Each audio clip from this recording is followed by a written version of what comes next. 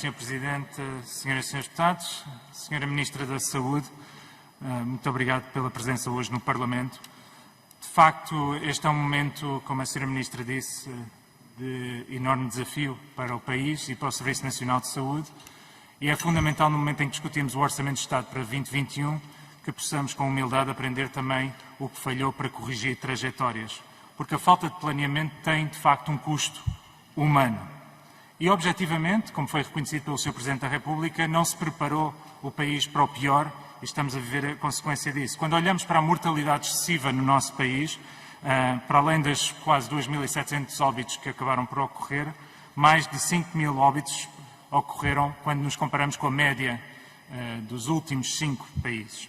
Só nas 4 semanas, entre 21 de setembro e 18 de outubro, registaram-se 612 mortes, face à média dos últimos 5 anos, apenas 278 atribuíveis à Covid-19 e, portanto, não foi certamente uma vaga de calor em outubro a justificar.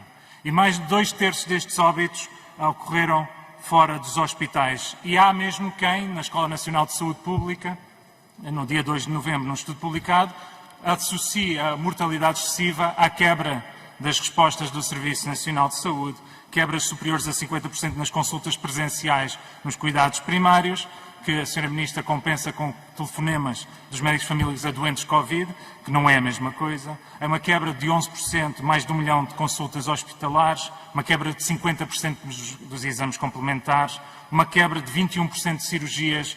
Quando falamos de cirurgias de caráter urgente, uma quebra de 9%. E até na resposta de emergência pré-hospitalar, emergências pré-hospitalares, onde se inclui o INEM, uma quebra de 8%, para além das quebras que nós sabemos, por exemplo, de menos 15.000 diagnósticos no início da pandemia de cancros face ao período homólogo. E isto tem, de facto, um custo humano, são vidas que se perdem. E isso resulta de falta de planeamento e resulta da ausência, de facto, de uma estratégia de recurso ao sistema como um todo. Eu pergunto-lhe, Sra. Ministra, na sua opinião, o que é que falhou e como é que este Orçamento de Estado evita que o custo humano continue a agravar-se de mês para mês na resposta à pandemia, garantindo também a resposta a todos os outros doentes do Serviço Nacional de Saúde. Muito obrigado, Sr. Deputado. A palavra à Sra. Ministra para responder. Sra. Ministra, faça favor, a palavra é sua. Muito obrigada, Sr. Deputado Ricardo Batista Leite, pela questão.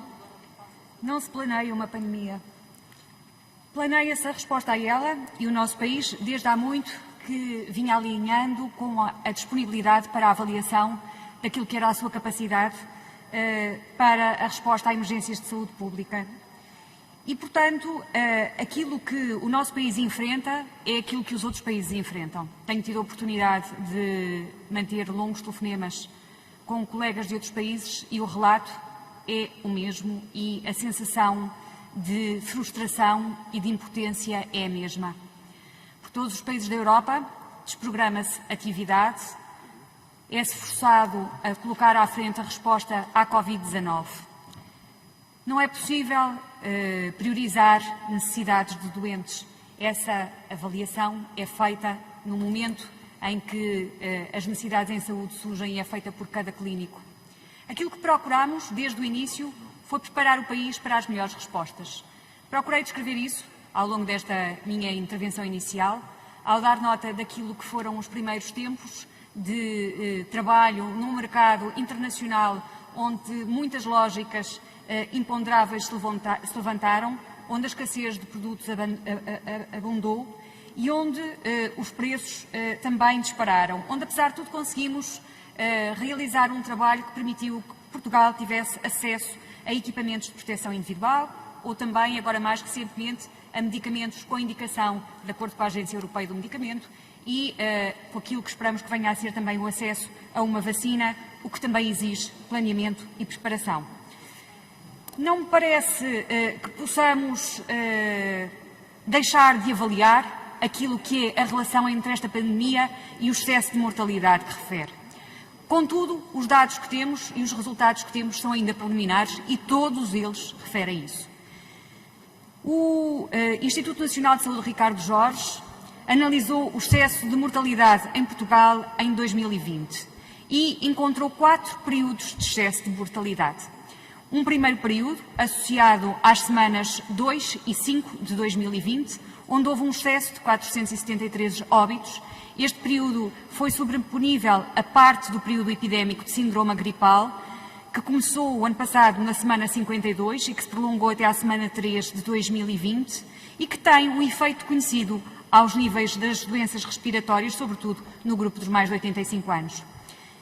Houve um segundo momento de excesso, o pico da pandemia Covid, com 744 óbitos, na semana 22, nas semanas de 30 de março a 12 de abril, e houve depois mais 2 períodos de excesso de mortalidade.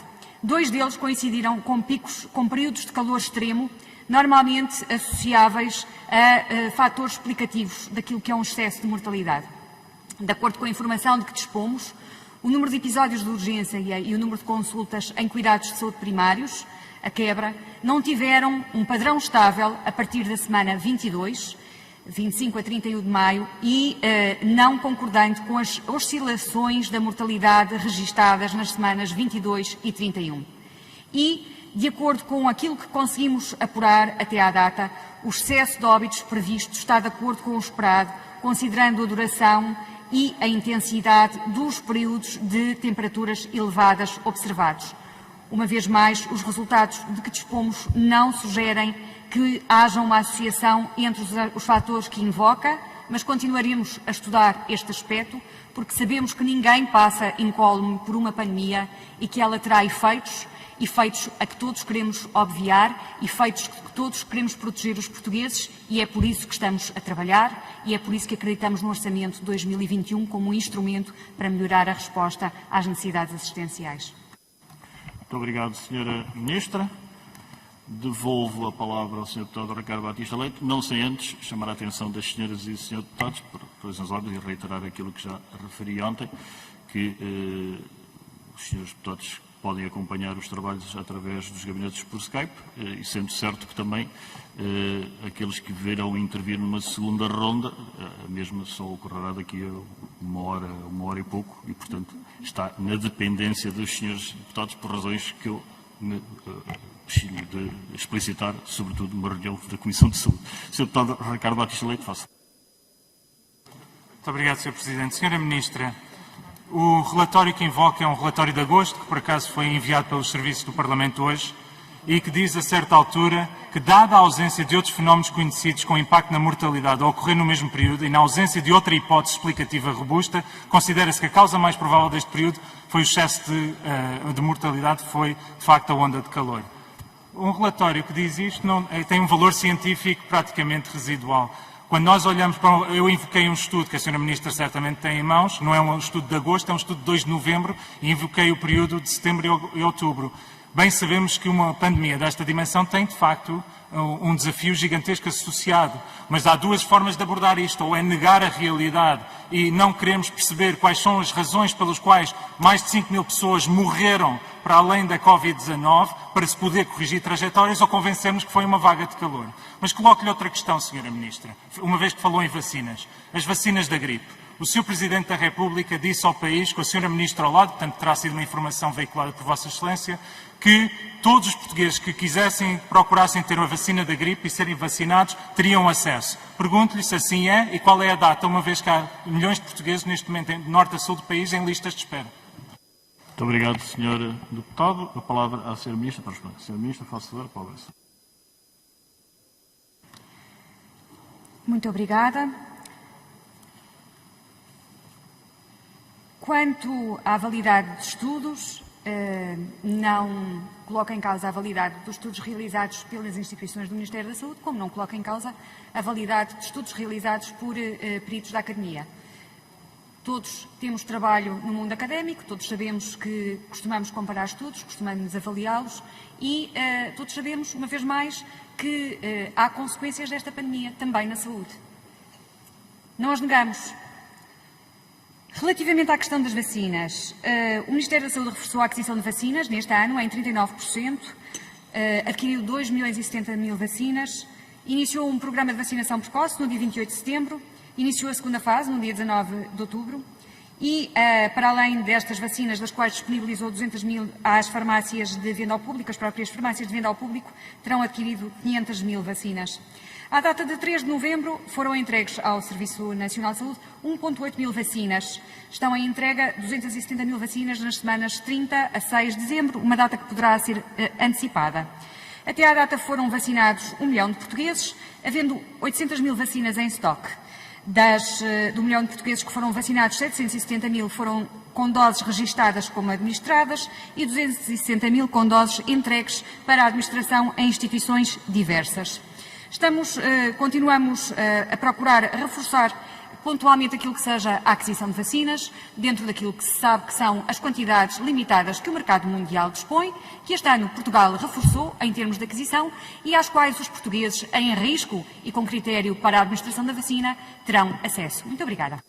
Muito obrigado, Sra. Ministra. A palavra novamente ao Grupo Parlamentar do PSD, Sr. Deputado Ricardo Batista Leite. Faça favor.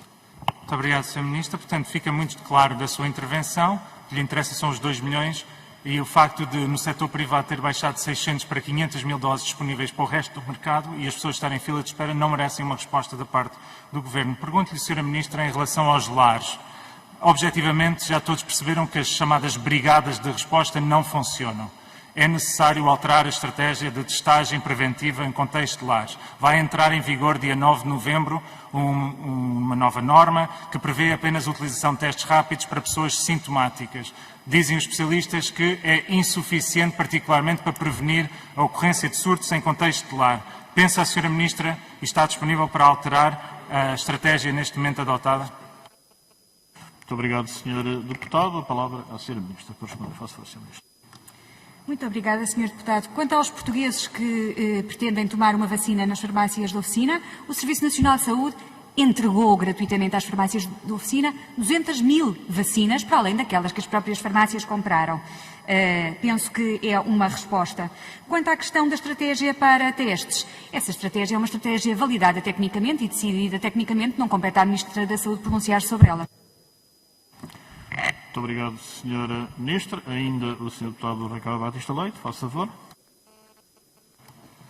Muito obrigado, Sra. Ministra. Fica clara a posição do Governo sobre esta matéria. Sobre os médicos de família, 1 milhão de portugueses sem acesso ao médico de família. Para o ano, segundo a OCDE, vão-se reformar 610 médicos de família. Olhamos para o Orçamento de Estado, não percebemos como é que vão garantir a promessa da cobertura universal de médicos de família a todos os portugueses. O que nos pode dizer a este respeito? Obrigado. Obrigado, Sr. Deputado. A palavra à Sra. Ministra para responder. Muito obrigada. Posso-lhes dizer que assinaram um contrato 287 médicos de família no último mês e que, com esta contratação, 341 mil portugueses a mais terão acesso a médico de família.